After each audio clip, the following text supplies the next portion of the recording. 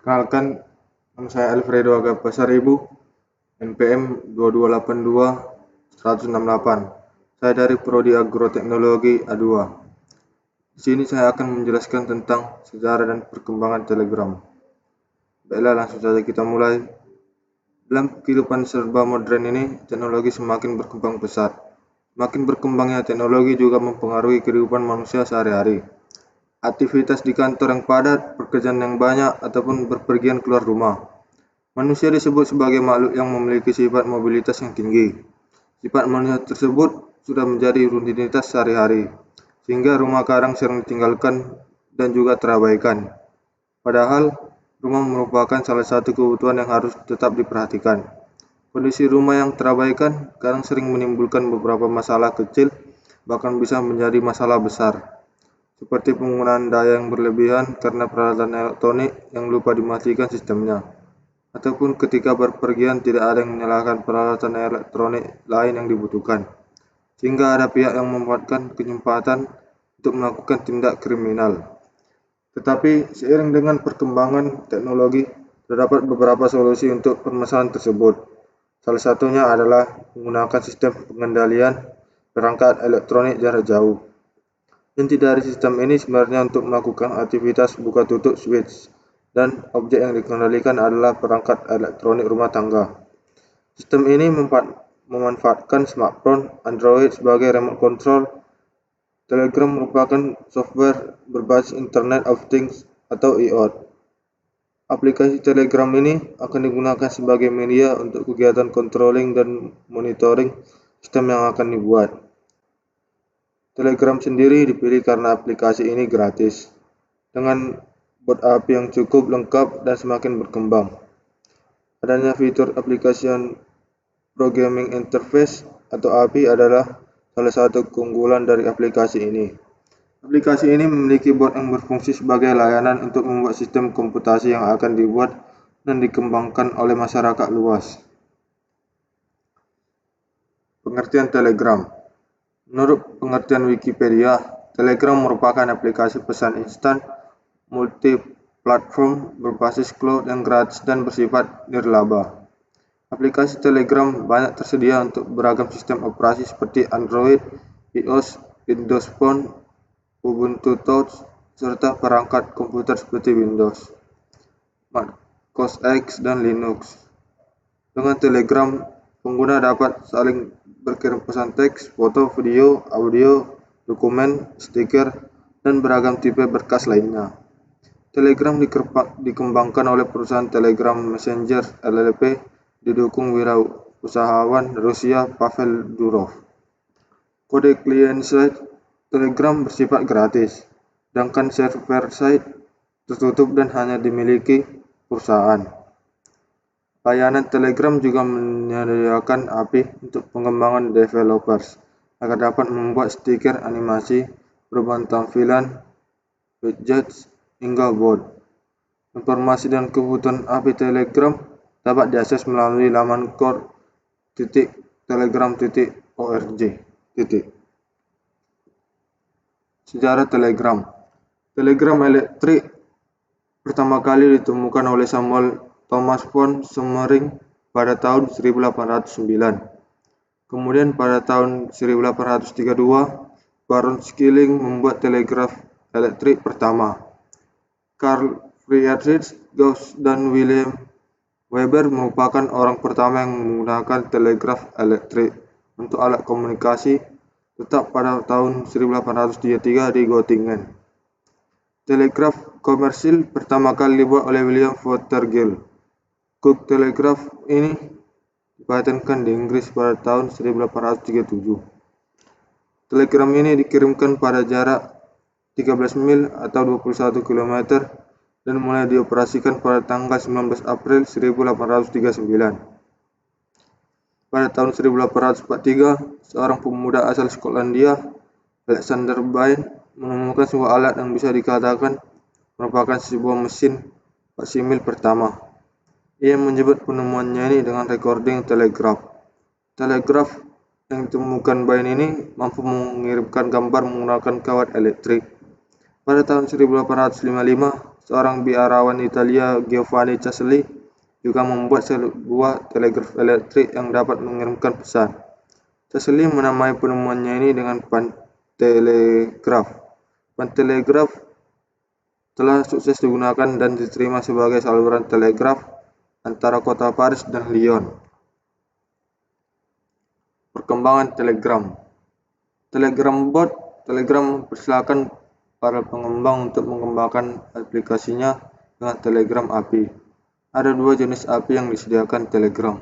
API yang pertama adalah klien Telegram di mana semua orang bebas untuk membuat, memodifikasi, dan mendistribusikan aplikasi pesan instannya versi mereka sendiri. Untuk hal tersebut disediakan shortcode yang digunakan pada saat ini sehingga pengembang tidak harus membangun aplikasi Telegram dari awal. Jenis lainnya ialah Telegram Bot API. API jenis kedua ini memungkinkan pengembang untuk membuat bot yang dapat membalas pesan dari sebuah penggunanya jika mengirimkan pesan perintah yang telah diatur dalam bot itu sendiri. Layanan ini hanya tersedia bagi pengguna Telegram saja, sehingga untuk dapat berkomunikasi dengan bot Telegram dibutuhkan aplikasi dan akun Telegram.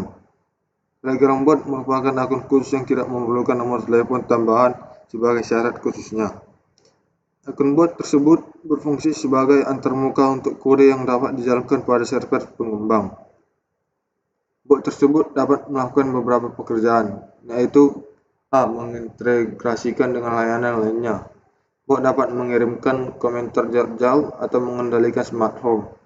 Selain itu, bot juga mampu mengirimkan pemberitahuan melalui Telegram ketika terjadi sesuatu di suatu tempat. B. Menciptakan alat khusus bot mampu memberikan pemberitahuan maupun memberikan sebuah peringatan, ramalan cuaca, terjemahan, atau layanan lainnya. C. Membangun single player atau multiplayer game. Keunggulan lainnya yaitu bot mampu memainkan permainan seperti catur. D. Membangun layanan sosial. Sebuah bot dapat menghubungkan orang-orang untuk mencari mitra perlengkapan percakapan berdasarkan kepentingan bersama. Dalam penggunaannya, pengembang tidak perlu repot untuk mengetahui protokol enkripsi Telegram karena hal tersebut akan ditandatangani oleh API Telegram. API Telegram berupa sebuah kode autentikasi yang disebut token. Token tersebut didapatkan ketika telah melakukan pendaftaran akun pada Telegram. Pada implementasinya, pengembang hanya memerlukan token sebagai syarat untuk menggunakan Telegram Bot. Pada Telegram Bot, API tersedia beberapa metode dalam pengiriman pesan, yaitu GetMe, Send Message, Send Document, Send Foto, dan lain-lain. Setiap metode tersebut harus memiliki parameter chat ID yang mendefinisikan identitas target obrolan. Namun, terdapat perbedaan parameter pada setiap metode. Misalnya, send message wajib memiliki parameter teks yang memiliki nilai berupa pesan yang akan dikirim. Sedangkan send document harus memiliki parameter dokumen yang bersifat yang akan dikirim. Berikut daftar perintah yang akan dibuat pada Telegram Bot. Yang A. Cara registrasi. Untuk informasi cara mendaftar ke bot Telegram. B. Cara pesan. Untuk informasi cara pemesanan mobil melalui bot Telegram. C. Daftar mobil. Untuk melihat daftar mobil yang tersedia. D. Konfirmasi pemesanan. Untuk melakukan konfirmasi pembayaran dengan mengupload bukti transfer melalui bot Telegram. E. Ubah pemesanan. Untuk mengubah pesanan yang telah dibuat. F. Batalkan pemesanan. Untuk membatalkan pesanan yang telah dibuat. G. Status pemesanan. Untuk melihat detail status pemesanan yang telah dibuat.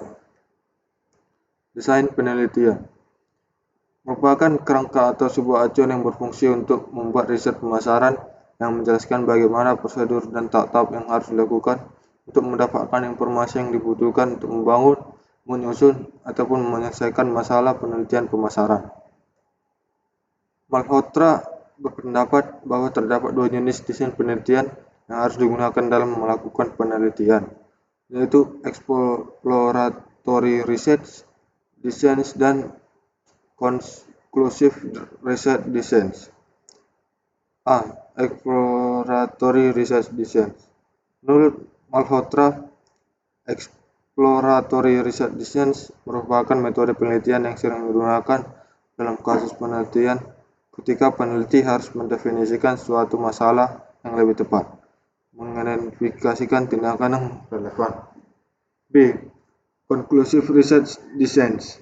Menurut Malhotra, conclusive research designs merupakan desain penelitian yang berguna untuk membantu peneliti mengambil keputusan dalam mengevaluasi serta menentukan tindakan terbaik yang harus dilakukan dalam situasi tertentu. Penelitian ini juga bersifat lebih formal serta terstruktur.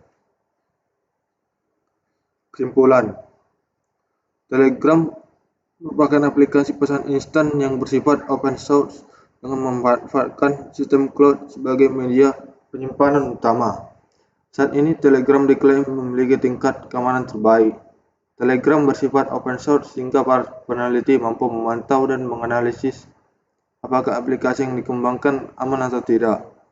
Dengan sistem penyimpanan cloud yang baik, pengguna dapat mengakses semua pesan dan file melalui beragam perangkat yang digunakan, baik komputer ataupun smartphone. Seluruh file tersedia lengkap dan dapat diunduh sesuai keinginan dan kebutuhan. Telegram memiliki batas pengiriman file yang cukup besar, yakni 2 GB per file. Batas tersebut tentu jauh lebih besar ketimbang WhatsApp yang hanya sekitar 16 MB. Menariknya lagi, file yang Anda ingin kirimkan, misal foto, pilihannya ada dua. Apakah ingin dikompresi atau ingin mengirim file asli tanpa kompresi? Opsi ini tidak disediakan oleh WhatsApp, sehingga semua file foto maupun video akan secara otomatis terkompresi, terkecuali apabila Anda mengirimkan file dalam bentuk dokumen. Untuk file akan tetap sama, baik foto, video, dokumen, maupun jenis format lainnya. Saran, berdasarkan hasil yang telah dimuat oleh penulis, saran yang diambil adalah sebaiknya dalam aplikasi Telegram channel yang telah dibuat ini masih membutuhkan pengembangan lebih lanjut. Ada saran untuk pengembangan selanjutnya, yaitu dengan menampilkan tampilan grafik yang digunakan untuk membaca lalu lintas atau trafik data yang ada pada mikrotik sehingga dapat mempermudah seorang administrator jaringan dalam memonitoring jaringan. Baiklah, sekian presentasi yang dapat saya jelaskan mengenai sejarah dan perkembangan Telegram. Bila ada kesalahan kata-kata, mohon dimaafkan.